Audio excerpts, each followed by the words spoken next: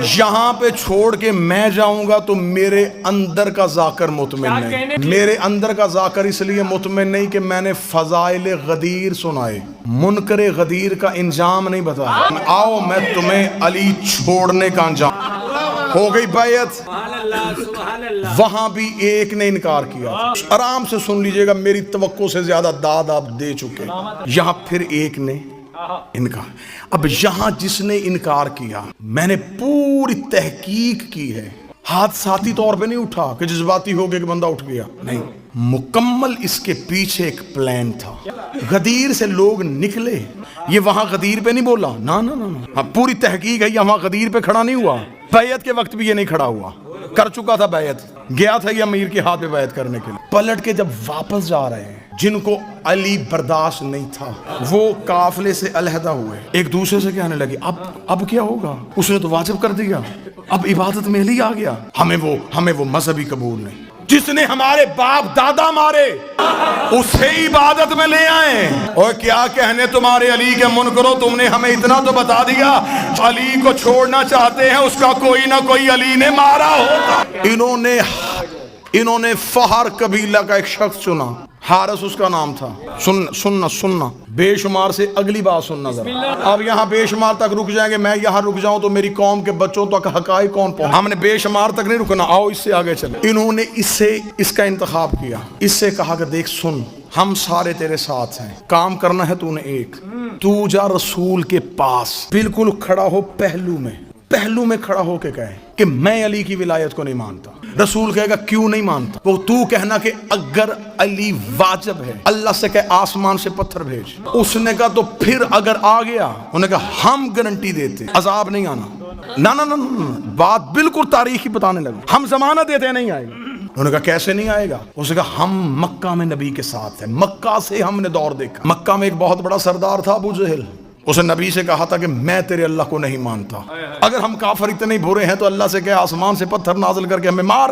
نبی نے منہ آسمان کی طرف کر کے, میرے اللہ یہ عذاب مانگ رہا ہے. فرما ان کان لیعذبہم وانت فیہم, میں وہاں عذاب بھیجوں جہاں تو رہتا ہو. اور ساری زندگی ابو جہل اسی اکڑ میں رہا کہ اس نے عذاب کیوں نہیں بھیجا. نبی بار بار کہتا رہا بھیج دے. فرمایا اس ایک ابو جہل کے لیے محبت کا پیمانہ بدل دوں, معیار محبت تبدیل کر دوں, تجھے رحمت للعالمین بنا کے بھیجوں, پھر عذاب بھی بھیج دوں. پھونکنے دے اسے, چھوڑتا ہے مجھے چھوڑنے دے, مجھے اس جیسے چاہیے بھی نہیں, میں محبت کا پیمانہ نہیں بدلوں گا. ابو جہل عذاب مانگتا رہا, اس نے نہیں بھیجا, اور اس نے قانون بنا دیا ہے جہاں محمد ہو وہاں عذاب نہیں آتا. تو کھڑا ہو نبی کے پہلو میں, تو کر علی کی ولایت کا انکار, ہماری گارنٹی ہے جہاں محمد ہو وہاں عذاب نہیں آتا. اوپر عذاب آنا ہی نہیں ہے, جب تو بغیر عذاب کے نکلے گا ہم باہر شور کر دیں گے علی واجب ہی نہیں ہے, علی واجب ہی نہیں ہے, علی واجب ہی نہیں ہے. ادھر حارث کو نبی کے پہلو میں کھڑا کیا, اس نے علی ولایت کا انکار کیا, آسمان سے پتھر آیا, حارث کے سر پہ لگا, نبی نے منہ آسمان کی طرف کر گیا, میرے اللہ ابو جہل پہ نہیں بھیجا, اسے کیوں بھیجا. فرمایا وہ لا الہ کا منکر تھا, یہ علی کا منکر نہیں چھوڑنا, اس لیے کہ علی نے میرا کوئی بھی منکر نہیں چھوڑا. علی نے مارے میرے دشمن, سألا سائل بعذاب واقع, ایک سوال کرنے والے نے سوال کیا, ہم نے عذاب واقع کر دیا. آیت کہتی ہے وہ عذاب جو ہم نے کافروں کے لیے تیار کر کے رکھا تھا.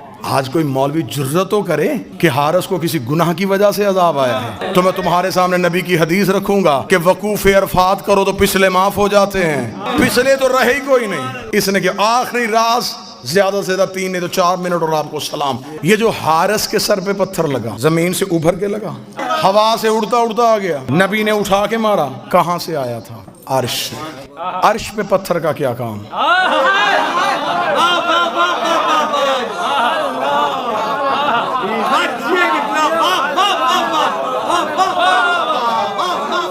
آسمان سے پتھر کہاں سے. پتھر کا تعلق ہے جمادات سے, جمادات زمین کا حصہ ہے, آسمان پہ تو پتھر ہے ہی نہیں, کہاں سے آیا. آپ قرآن کی دہلیز پہ چلیں, میں نے قرآن سے پوچھا تو بتا یہ پتھر کہاں سے آیا. قرآن کی دھیمے لہجے میں بات آئی, الم تر کیف فعل ربک باصحاب الفیل. تمہیں یاد ہے ہم نے ہاتھی والوں کے ساتھ کیا سلوک کیا تھا؟ ابرہا لشکر لے کے کعبہ گرانے کے لیے آیا تھا، ہم نے چھوٹے چھوٹے ابابیلوں کے جھنڈ میں ان کی چونچ میں چھوٹے چھوٹے پتھر دے کے ایک ایک ہاتھی کے مقابلے بھیج دیا تھا، اور ہم نے ایک ایک ابابیل سے کہا تھا ایک ایک ہاتھی کا نشانہ لینا، اور خدا کہتا ہے کہ ایک بھی ابابیل کا نشانہ خطا نہیں ہوا، اس لیے کہ انہیں ہم نے بھیجا تھا، اور جنہیں ہم ان میں خطا ہوتی نہیں ہے۔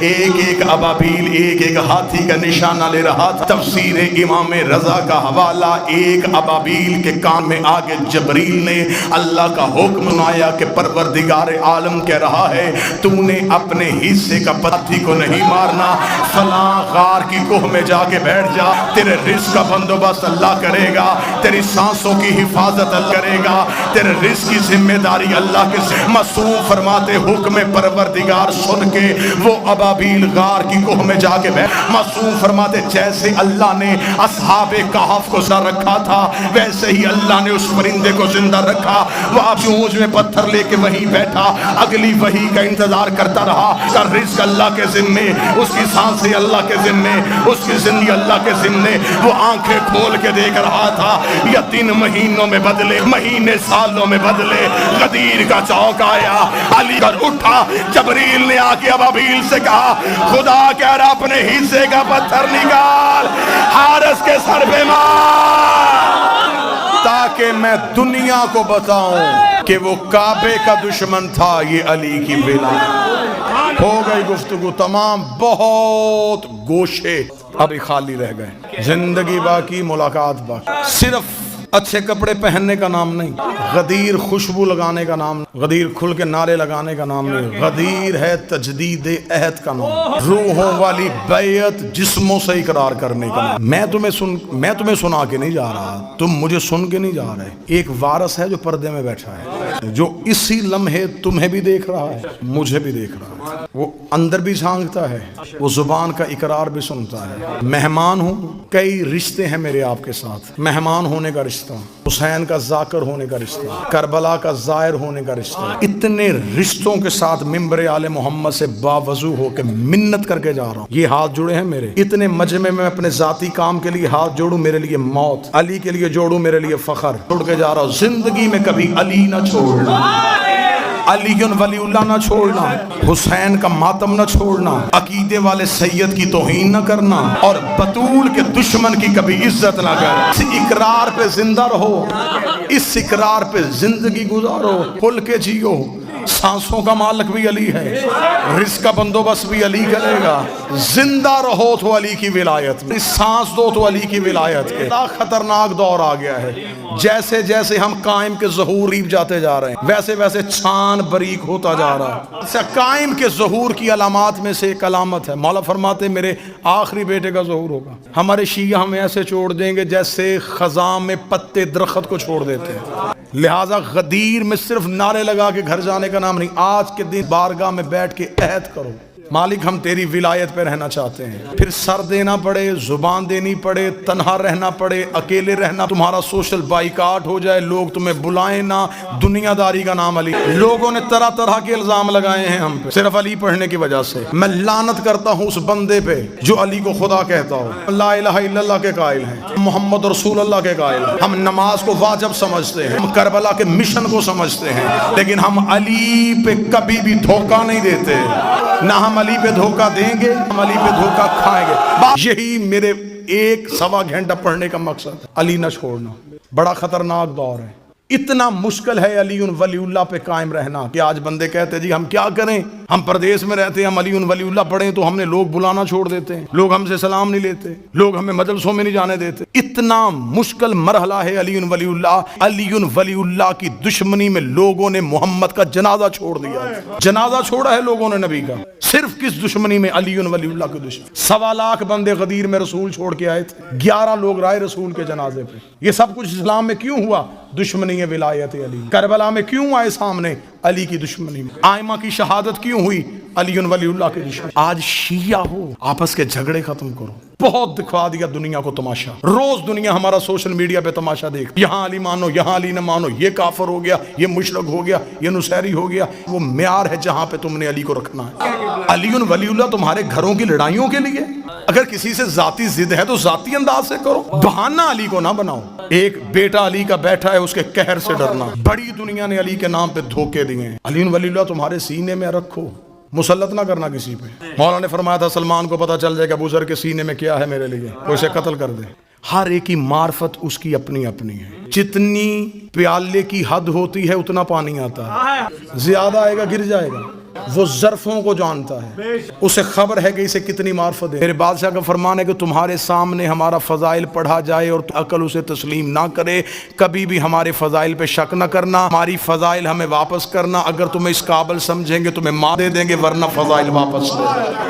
शक नहीं करना, बहस नहीं करनी। आग लगी हुई है पूरी दुनिया में अली वलीउल्लाह पढ़ने वालों की, लड़ाई हो रही है अली पे। ये था यहूद और निसारा का मुश्तरका मंसूबा। ये जिस छतरी के नीचे इकट्ठे हैं उस छतरी में छेद करो। उन्होंने तुमसे अली वलीउल्लाह को इतना मुतनाज़े बना दिया है, इतना मुतनाज़े बना दिया है कि आज कोई बंदा 1 इंच हटने के लिए थी। अगर मेरी जाती किसी बंदे के घर जाने से अली वलीउल्लाह का तहफ़्फ़ुज़ होता है, मुझे बादशाह हुसैन की इज्जत की कसम मैं उस बंदे की जूती अपने सर पे रख ले। लिहाजा अली वलीउल्लाह के साए में इकट्ठे रहो, हिसार में रहो, जितनी अली मार्फत दे उतनी वसूल करो। अली वलीउल्लाह ना छोड़ो, मातम शबीर को तमाशा ना बनाना, इज्जत सादात करना।